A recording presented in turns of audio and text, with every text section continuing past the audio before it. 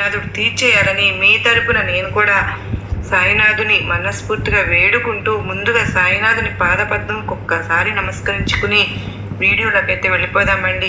ఇక ఈరోజు సాయినాథుడు ఏమి సందేశం ఇవ్వబోతూ ఉన్నారు అంటే కనుక, బిడ్డ జాగ్రత్తగా ఉండాల్సిన టైం ఉందమ్మా, కొంచెం ఎక్కువ సమయం లేదు. కానీ ఎందుకు అని అంటే కనుక ఈ 2-3 రోజుల్లో నీకు అంటే నీ బంధము అనేది కొంచెం ఇబ్బందులు కలిగే పరిస్థితులు అయితే కనిపిస్తూ ఉన్నాయి బిడ్డ. నువ్వు 2 రోజులలో కనుక వచ్చే గురువారం లోపు 10 గంటల రాత్రి లోపు కనుక ఎవరైతే నీకు ఎక్కువ ఎవరిది తప్పు, ఎందుకు దీనికి కారణాలు ఏంటి అనేది నిజంగా నీకు ఈ బంధం వల్ల ఇబ్బందులు, నీకు లాభము ఏంటో నీకు నష్టము, నువ్వు బాధపడుతున్నావా, ప్రతి ఒక్కటి కూడా నీకు తెలియాలి అంటే కనుక ఖచ్చితంగా నువ్వు బాధపడతావు. నీకైతే లాభం కాదు నష్టమే అని ఎంతటా అలా అంటే విరవిల్లాడిపోతావు.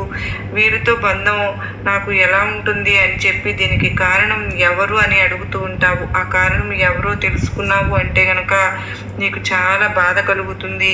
నీకు దానివల్ల ఎన్నో అంటే